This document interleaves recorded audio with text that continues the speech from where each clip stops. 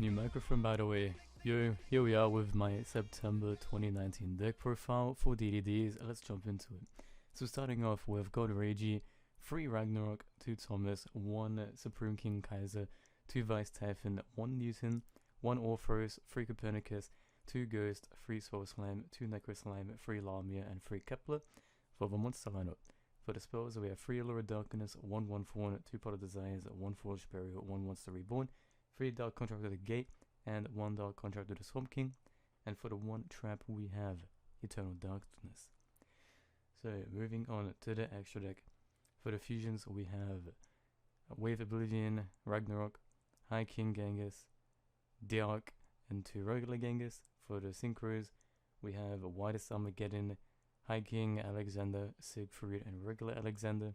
For the XDs, we have Kali Yuga, Wave King Caesar, High King Caesar, and then we have a regular Caesar. And then for the links, we have Borrow Sword and 2 Gilgamesh. So some of you may be thinking that this deck list is a little bit odd compared to the last one.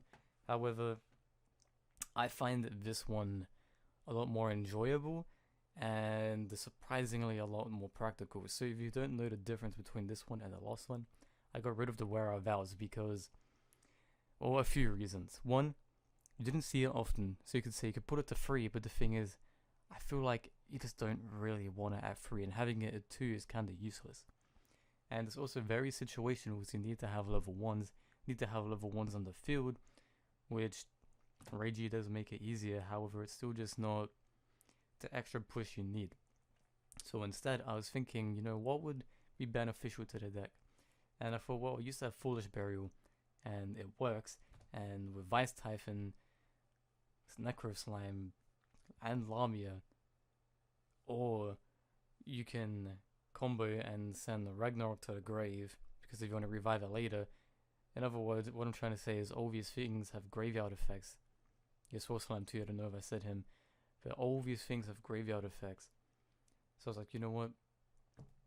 It's helpful, it's a 1 card thing, doesn't require anything unlike Wear Our Vow, and it can actually set up so much potential. And then the other thing I added was Newton. Now this is a big thing. Some people are telling me to add, but I was really hesitant because I don't really know what I would replace and know how well it would work out. However, it's been working really well because you use Gilgamesh to put Newton and Regi, and you can summon levels 1 to 10, 1 to 9. And it's super useful because you can bring out Ragnarok and Kepler and Copernicus, and there's so many different things, and it actually works really well.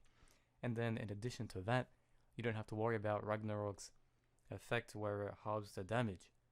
And I kind of contradicting myself because Thomas halves the damage, but you can special summon him, bring out Kali Yuga so much easier. And if you're not using it for the scale, you can just get something from the grave back to your hand, which isn't that bad, and it's a level 7. So at least it's an easy Siegfried if you really want it for the scale. However, it's a mediocre card for the other effects. So it works out pretty decently in this deck. And if you don't want it, you can just use Supreme King Kaiser to destroy it and just replace it with something else. So then you can put in your Ragnarok and get a revive. So really, it's a pretty versatile card. And in playtesting, it's actually really useful being able to Pendulum Summon the Ragnarok, Pendulum Summon the Thomas, and I genuinely believe it's a great card, at least with his list, and paired with Foolish Burial, I feel like these 2 cards are a lot more beneficial than having Wear Our Vow, because as I keep saying, Wear Our Vow just felt too cloggy. It just felt way too cloggy. And I thought I'd mention another reason I wanted to put in Foolish Burial is it's another spell, because of getting too many monsters. So yeah, that's pretty much it. That's all I have to say. I don't really know what I'd change about the deck, because for a non-competitive DDD deck, I thoroughly enjoy it. It does everything you would want a fun, enjoyable deck to do, and a deck that actually does something, because this can create boards. It's just may not be as good as if you threw in all these other engines. However, for a pure deck, I believe it's pretty strong. It's pretty fun, and we kind of need another link so I can get rid of Borrow Sword. Anyway, that's it for the deck profile. I'll see you next time. Whenever that will be, because I honestly don't know what I would change. Hopefully, maybe we get some new support. Actually, should have been some support in the new thing that came out with all the evil heroes, because it's some dark theme shit. Oh well.